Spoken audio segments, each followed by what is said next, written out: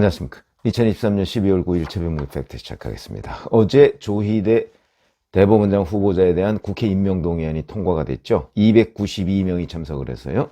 이재명 대표는 재판 때문에 참석을 못했습니다. 264명이 찬성을 했고 반대가 18명, 기권이 10명 이렇게 돼 있습니다. 자, 그런데 국회에서 임명동의안이 통과되자마자 거의 곧바로 윤석열 대통령이 임명장을 수여했습니다. 통과되는 시간이 대략 어제 오후 한 2시 40분, 38분, 40분, 요때쯤에 이제 선언이 됐는데, 선언이 되고 나니까 그 다음에 이제 조희대 후보자가 국회문을 나서고, 그러면서 아마 거의 곧바로 용산으로 달려가. 용산은 윤석열 대통령이 거의 대기하고 있다시피 해서 오후 5시에 임명장을 주었습니다. 한 2시간여 만에 임명장을 준 겁니다. 사실은 어제 오전까지만 해도 어제 국회 본회의에서 조희대 대법원장 후보자의 임명동의안을 표결할 것인가 말 것인가에 대해서 민주당이 결정을 미루고 있었습니다. 아마 민주당은 될 수 있으면 늦춰서 하고 싶었던 것으로 보입니다. 처음에야 부결시키려고 했지만 부결시킬 무슨 거리가 있어야 되는 거 아니겠습니까? 국민들한테 무슨 핑계를 삼아서 이렇기 때문에 조희대 대법원장 후보자는 우리가 찬성할 수가 없다. 근데 그걸 한 달 내내 찾았는데 못 찾았다. 제가 여러 번 해드린 적이 있죠. 그렇기 때문에 어쩔 수 없이 자 이렇게 된 마당에 어쩌랴 이런 식으로 생각을 해서 아마 동의를 해준 것으로 보이고, 그런데 하여튼 곧바로 임명장을 받았고 오후 5시에 임명장을 받자마자 바로 대법원장 업무에 착수했다. 굉장히 신속하게 이루어진 것이죠. 그리고 나서 곧바로 어제가 금요일입니다. 그러다 보니까 9일, 10일 휴일 지나고 11일 월요일에 취임식을 하겠다 이렇게 즉시 공지를 했습니다. 이 또한 대단히 신속한 겁니다. 왜냐하면 김명수 전 대법원장의 경우에는 임명동의안이 통과된 뒤에 5일이 지나서 취임식을 했습니다. 지금 조희대 대법원장 후보자, 그러니까 지금 이제 대법원장이 됐죠. 대법원장은 사흘 뒤인데 사흘 뒤도 중간에 이틀간 토요일, 일요일이 끼어 있어서 그렇지 사실상 바로 다음날 하는 거나 마찬가지입니다. 그래서 11일 취임식. 그 다음에 취임식 하기 전에 업무를 시작하면서 곧바로 안철상, 민유숙 대법관. 이 사람들은 한 24일 정도 뒤인가요? 내년 1월 1일에 임기가 끝납니다. 그리고 1월 2일이 되면 원래 대법원장이 없으면 민변회장 출신인 김선수 대법관이 대법원장 직무대행을 하도록 되어 있습니다. 아마 이재명 민주당 대표가 그리고 있던 그림이 그런 것이었던 것으로 보입니다. 그렇게 되면 김선수 대법관이 대법원장 직무대행으로서 2월 법관 인사를 할 수 있거든요. 그러면 현재의 김명수 체제가 유지되는 가능성이 대단히 높기 때문에 그게 이재명 대표의 재판 지연 전략하고 맞아떨어지는 거죠. 그걸 깨는 게 윤석열 대통령과 여권의 어떤 의미에서는 목표였죠. 정치적 목표. 그런 것이었기 때문에 바로 후임 인선을 착수했다. 그리고 판사들에 대한 인사구상도 지금 해야 됩니다. 아마 주말쯤 해서 그런 걸 할 것으로 보입니다. 그래서 조희대 대법원장이 어제 청문회 준비단을 꾸렸던 서울 서초구의 오퓨런스 빌딩 이걸 떠나면서 이렇게 얘기를 했습니다. 심기 일전에 재판과 사법행정 모두 법과 원칙에 따라 신속하고 공정하게 이루어지도록 노력하겠다. 여기도 또 신속이라는 표현이 들어갑니다. 신속. 그러니까 미루지 않겠다 이거죠.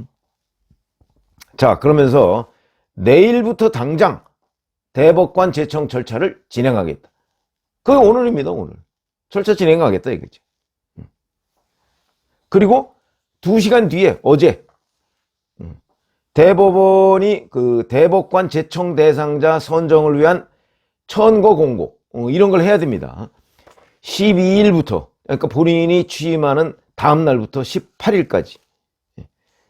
그러니까 다음 주 화요일부터 그 다음 주 월요일까지 일주일간 대법관이 될 만한 사람을 추천을 받습니다.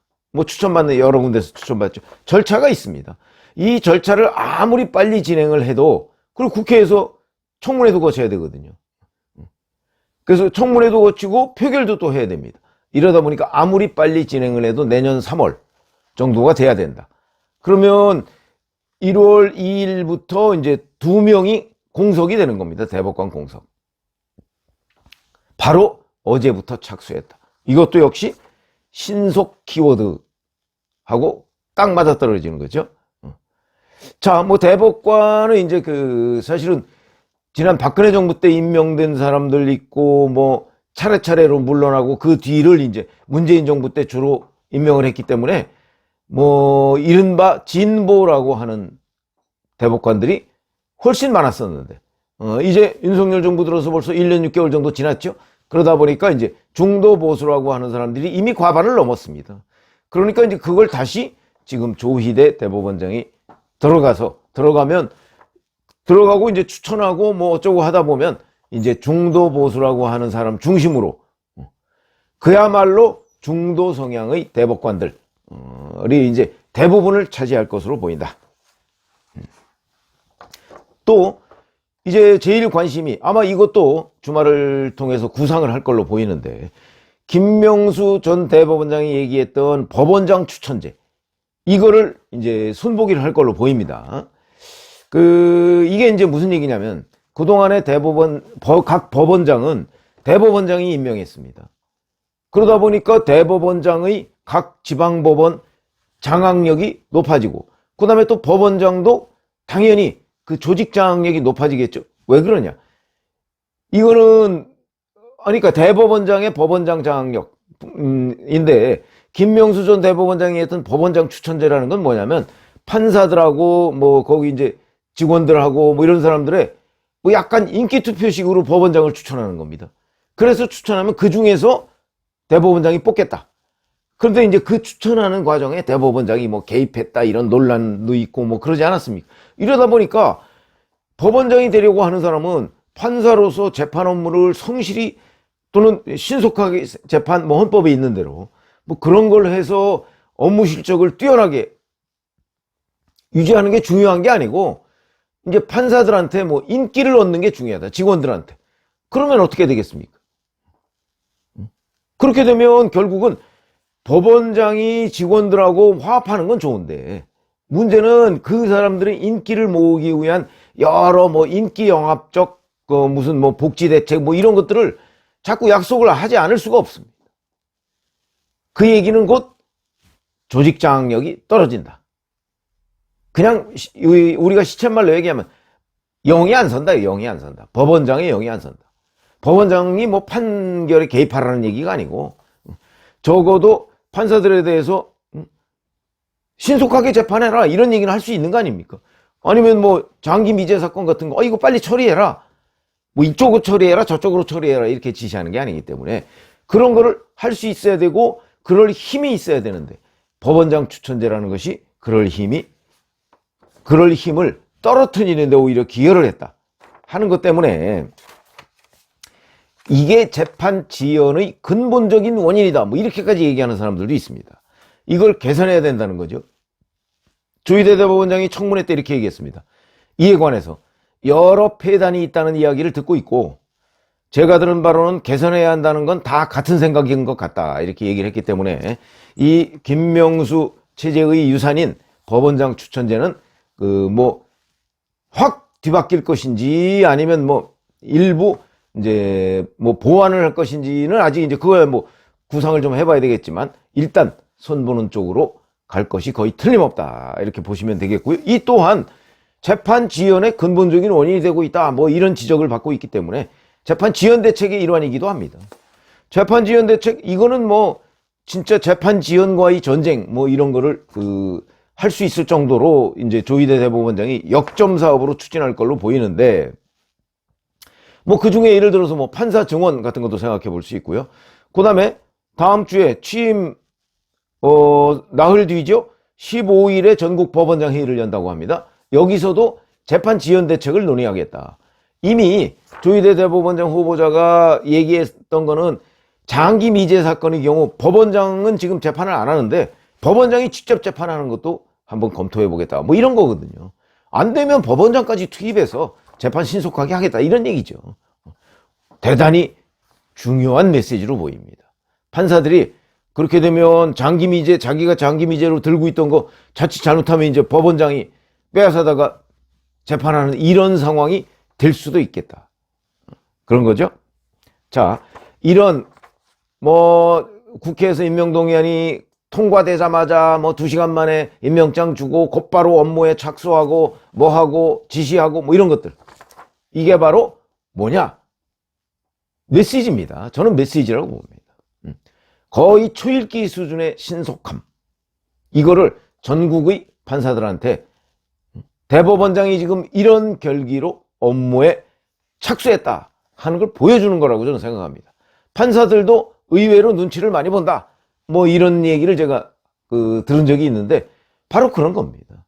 아, 지금 조희대 대법원장은 김명수와 다르다 하는 걸 확실하게 보여주고 때문에 재판도 매우 신속하게 해야 된다.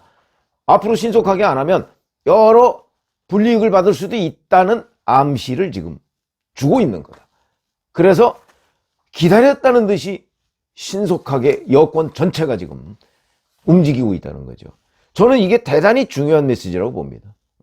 그리고 이거는 어제도 제가 말씀드렸지만 이재명 대표는 자기 관련된 재판을 어떻게든 뒤로 계속 미루고 해서 2027년 3월까지 확정 판결이 안 나오도록 해서 대선에 재출마하겠다 하는 게 목표인데 그 목표가 지금 가물가물해지는 거죠. 조희대 대법원장의 취임과 동시에 그 목표는 아마 저는 뭐 이루어지지 않을 가능성이 높아졌다고 봅니다.